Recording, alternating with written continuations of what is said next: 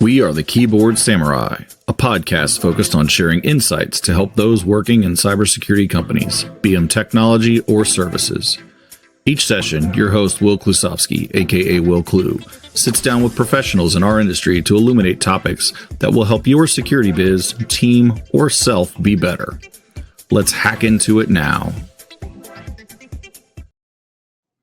Hey everybody, welcome to another exciting episode. I'm excited about this one personally because we have Nat, who shares some of my personality traits, I think, which is, I like people who post things in our, LinkedIn world, social media world that are useful, but also funny because we don't take ourselves too seriously. So Nat, why don't you take 20, 30 seconds, tell us who you are and why we care. Yeah, thanks. So I'm the technical services director at Craft Compliance. That means I do all the fun stuff like pen testing, code reviews, configuration reviews, all those, anything that's technical in nature as opposed to kind of the nature of the business, which is more compliance side. So I've been doing it for a little over 10 years, love pen testing, love talking about pen testing and just helping everyone generally know a little bit more about security, be a little bit more aware. And yes, 100% do it with a little bit of humor because otherwise it's just boring. Yeah, no doubt. As somebody who's more of a GRC person than a pen testing person, I can understand the need for humor and boring. And this will be good too, because I've had a lot of like CEOs and COOs and founders, and then I've had a few recent, and I brought somebody on that shows and release yet who like runs a SOC. So having Nat here today to kind of talk about the pen testing stuff, and specifically, when I think about nomenclature always gets me. Like I've seen RFPs asking for a risk assessment, and the scope was actually a vulnerability scan, right? so I guess my first question is to those of us who are maybe building out those services or looking to procure the services, like what should the pen testing, like what should be part of that pen testing business? Yeah, one of the first things you're looking at, both for when you're building something in scope, but also when you're building something in-house, but also when you're working with potential vendor, with potential consultants, you definitely want to make sure you're comparing apples to apples. Nearly every tool out there these days is going to, talk about vulnerability scanning, automated pen testing, and all those sorts of things, but they're not all the same. So I generally explain it: vulnerability scanning, purely automated.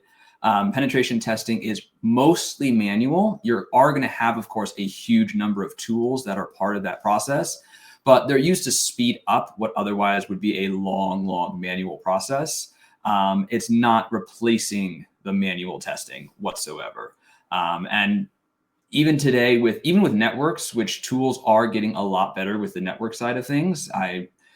Spoken to a couple of kind of AI professionals who are building pen testing tools out of AI, and it is very, very cool what they're doing. But even on the network side, there are still manual tests that a tester can come in and do either better or more efficiently than AI tools and automated tools at this point. So a manual tester coming in, is going to be able to catch so much more.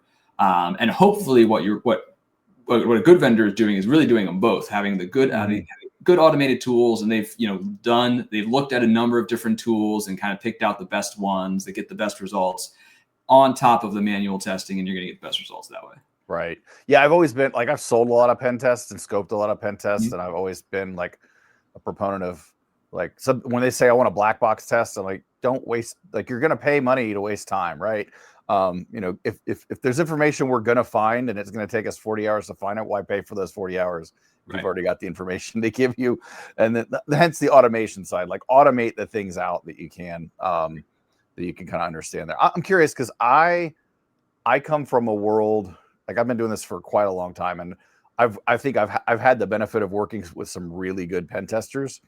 Like several jobs ago, I'm pretty sure we had 100% pwnage. Like every single client, we always breached, unless they're really, really small and really, really niche. Yeah. But then I worked for some other people or worked with some other people, and they've kind of said, well, the landscape has changed and vulnerability management has gotten better, which I don't believe. And so now we don't, other people are saying, well, we don't always get in. So like, what's your experience with that? Like, if I'm paying for a pen test, or if I'm building that pen testing team, should that expectation be like, hey, if they're good enough, they're going to get in every time? I don't think it should be. And it does. It can be hard as a pen tester because you kind of build up this expectation of, well, if I don't get in, I failed somehow. It's like I haven't given them value for what I've done. And there is definitely an element of you as a pen tester, either in-house or out of house, you very much want to be tracking the tests that you are doing. There was one client at one point, it was a web app too, which all the more so it felt like even web apps, this was a couple of years ago. Yeah, you expect it. You expect it 100%. But this was primarily a marketing site. It was mostly static. There really was not a lot for us to do. And we tested, almost 4 weeks, really found nothing. So the report ended up, I completely rewrote the entire report template and essentially had here's the walkthrough of exactly what we did and how it's relevant to kind of each phase of the attacker lifestyle, sort of thing. And then, attached a spreadsheet of like, okay, here's your common SSL issues. Here was, 1 or 2 places where you didn't technically validate all of the input, even though they didn't render or exploit or anything like that. But it looks a little funny when, you have a search bar like that or something like that. So not really not critical issues, but things if they really want to tie every, loose end, they can look into. But otherwise, basically a step-by-step of, initial enumeration attacks, here's some exploits that we threw at it, here's why we threw them here as opposed to there, and all those sorts of things, stepping through every single thing that we were doing. And then that lets them, with timestamps and everything, so at the very least, they can understand, okay, we understand the whole process, we understand what was tested and when, and if we need, we can actually take it back to our alerts, our logging, and hopefully our SOC, and compare that to what they saw. So you kind of have those 2 levels, I think. You have the first level, and kind of back to your point of, well, these days, one of the best things about pen testing is you actually define your goals going in. So if the goal is, get domain admin, then sure, it's kind of a pass-fail sort of thing. But usually your goal is going to be 1, finding vulnerabilities that you may or may not know about. But then 2, I think identifying any gaps in your alerting and monitoring process for security attacks in general as well. So you have a couple of different layers there that even if the pen tester doesn't actually get in, get domain admin or something like that, there's still a lot of value to the service. Yeah, that makes a lot of sense. It's interesting to me too, because like I like to use pen tests for like when I do CISO work to validate my risks, right? Because you all get the standard risk register of like thing, and it's almost always like well, okay, I know this is potentially a risk, and I can kind of guess, how likely this is to happen. But if I get somebody to actually come in and test it, right? Be like, okay, if we do assumed breach or assumed lost credentials, right? Well, what does that actually mean? How well is our segmentation? How well is our VLAN? So yeah, I can see where like not getting in doesn't mean you're not getting value. So that's good. I'm seeing it a lot more on the external network as well. For internal, it's still definitely a long list of issues with pretty much every client. But on the external, sometimes we've targeted an external network and they have 1 web port open, right? And that's all there is. And I go, okay, well, we're gonna still do our best here, but yeah, I don't think we're getting domain admin from this. Well, so that's an interesting part. Like, because for me, again, when I've always kind of like working with clients to say, okay, here's the pen test. A lot of times they'll say, well, okay, I just want I want to see if you can get to my financial systems. Well, okay, that's fine. But think more broadly about, well, how's the attack? Like I would always do simulations, right? What attack vectors are in place? If all we get to use is network and application, then okay. But like, if you can let me use social engineering, right? Yeah. If we can do phishing or something like that, then we can help show what those exposures really look like. For sure. And you also mentioned black box testing versus, white box testing, depending on how much access you give your, attackers, you give your penetration testers, I should say. That also is going to really be a big part of about the results that you get and how quickly you get those, how much value you're getting out of those. So I do try to, it's kind of those initial kickoff discussion sorts of things, guide the client into what is going to give them the most value. But sometimes, either because it's a compliance and they really just want to checkbox test anyway, or because this is the way that they did it last year and they want to compare apples to apples sorts of things. There are sometimes even fairly legitimate reasons why they're not necessarily doing what I would consider the most value in terms of their pen tests.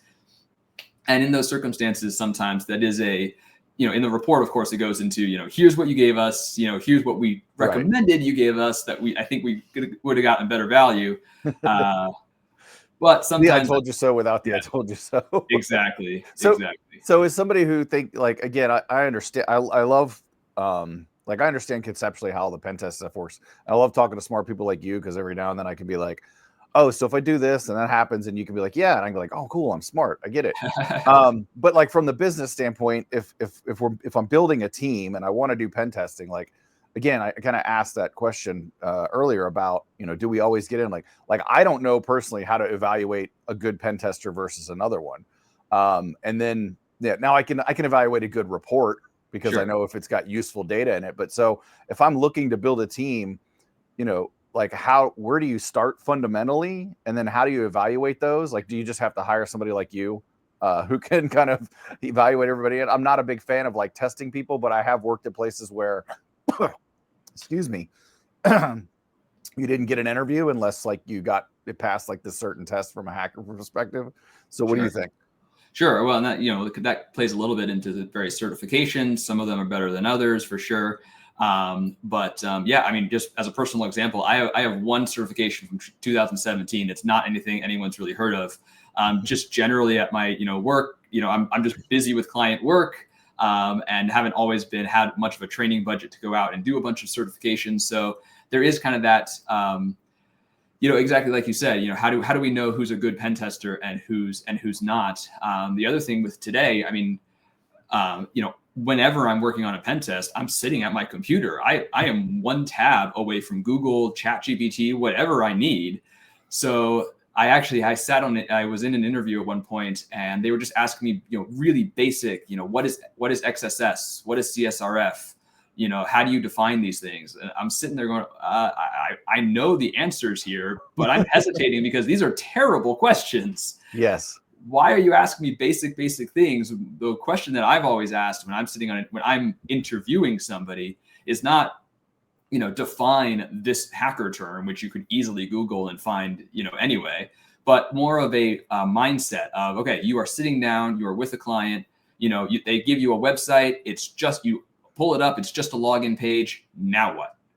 And that gets much more into their mindset of what kind of tests they know about, what kind of methods they're going to follow, what kind of tools they might use. Had another coworker who is more on the red team side of things, but he likes taking it even farther and says, okay, your worst, we're going to make up a scenario, your worst enemy, he did something to your dog, whatever it might be. John You want to go after him. You want to go after him. Purely hypothetical, purely theoretical, right?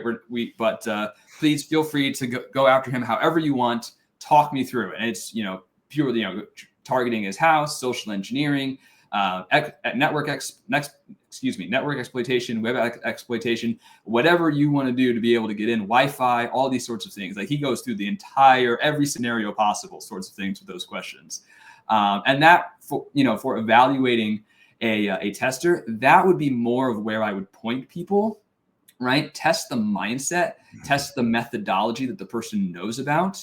And if they're coming in at an entry level, maybe they don't necessarily know all of those things, but again, test them for what they think.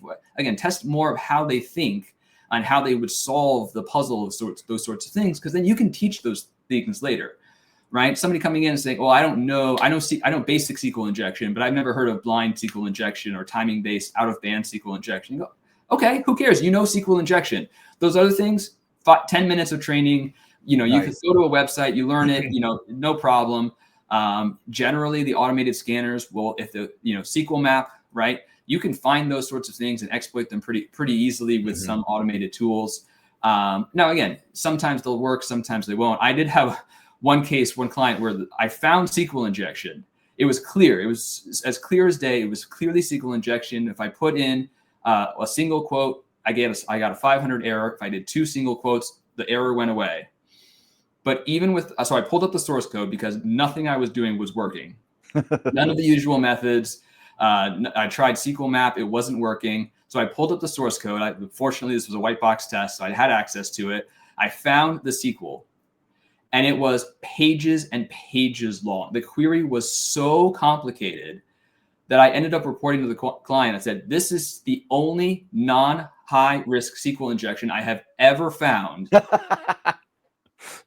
Because it's there. I'm pointing, I screenshot it. Right there is where my input is just being concatenated right into the query.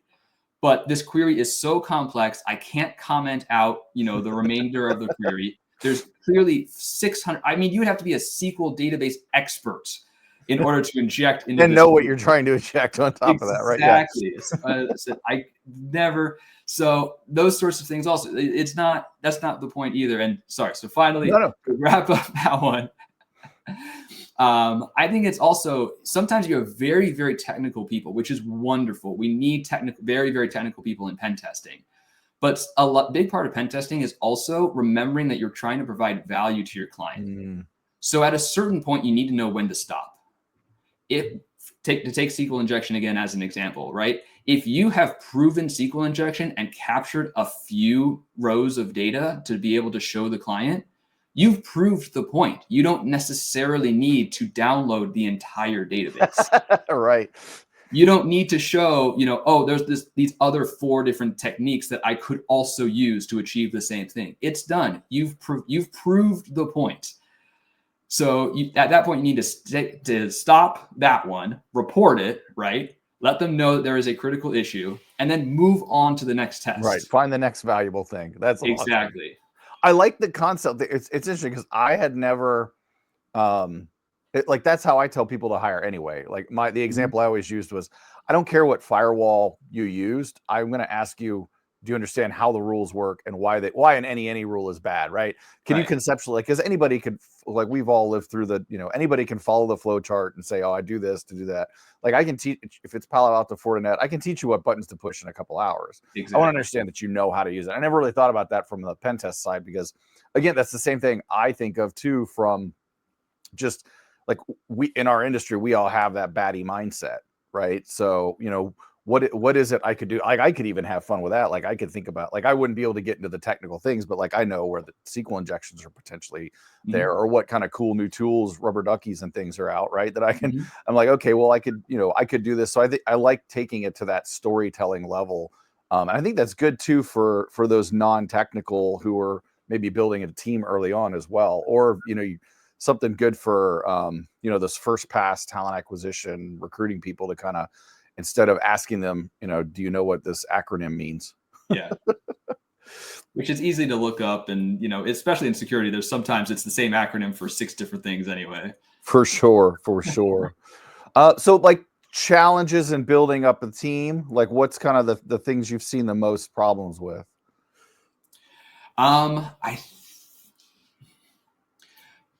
One of the hardest things I think is knowing what the steps should be, kind of building it from the start and then where to go from there. And a lot of that's going to is very individual based on what you have in your environment and what your company does, right? If you have a huge team of developers building tons of custom apps, you might actually start with your web applications over, say, your network, right? From an internal network perspective, you might say, I have no idea.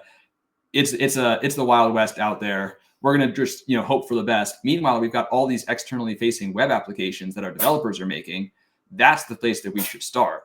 Alternatively, if you have a huge cloud environment, right, then maybe you start with somebody who really understands cloud and can really, do a really good job testing from an external perspective. And then if you don't have any of that, maybe you do start with internal, or maybe you do start with somebody who's really good at social engineering because you have a small team, right? And you actually don't even have that much infrastructure at all, whether it's websites, internal network, cloud, whatever that might be. So you do start with somebody who just is very good at the social engineering, maybe is good at, doing the physical testing, right? That come visit your offices around the city, those sorts of things, trying to see if they can break in to those environments. So I think the first step is kind of understanding where really is our risk, right? Is it web apps? Is it the people? Is it the network? Wherever that might be. And then building from there, right? Kind of build each process by itself. And then once you've got a process working, then move to the next thing, kind of one risk at a time, one process at a time, without trying to do everything at once and just having this, big mess. Right. Yeah. And I think of that. That's good, because I think of it as like a service provider.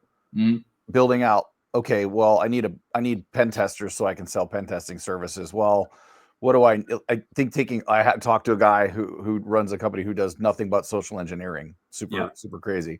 But knowing what your client profile is and what they might need. So if you have a bunch of clients who just have a static marketing web page, maybe you don't need a web app specialist, right? So which leads me to my second, my kind of follow-on question here, which is, I've lived through a few eras, decades, and we just had pen testers, and then we had some people, and then like obviously red teaming is different than pen testing, and being able to work with the blue teams as well. Again, different kind of skill set, but should there be expectations on the business who's building these pen testing teams to have somebody who is a web app pen tester, a mobile app pen tester, a networking pen, like are those specific skills like necessary, or is it just like, hey, a really good pen tester should be able to do anything? Like, what's your thoughts on that?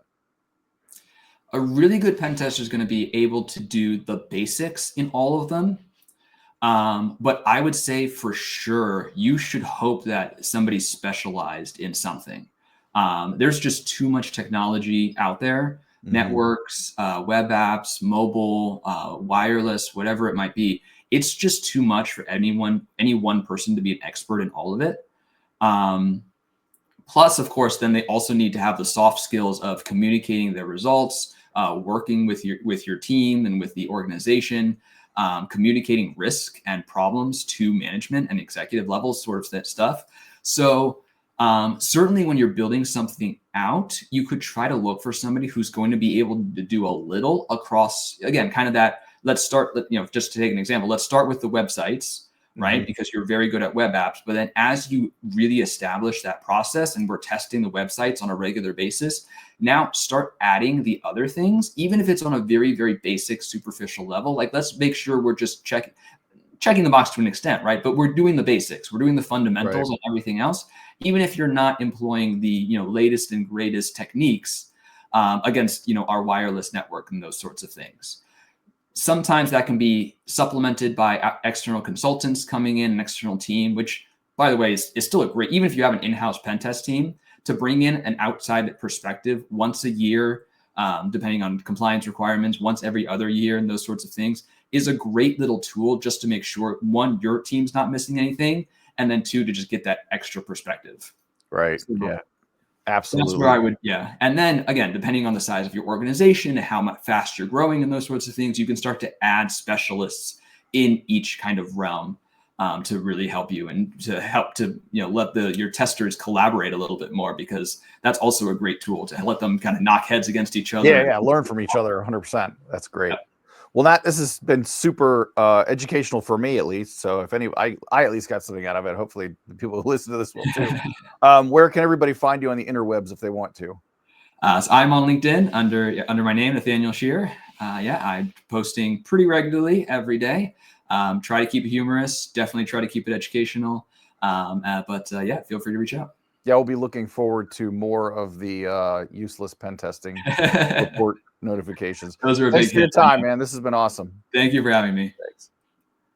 Thanks for enjoying Keyboard Samurai Podcast. If you'd like to engage, find Wil on LinkedIn at /Wil Klu or visit at wilklu.me. That's WILKLU.me for more info. Disconnecting now. Synac you later.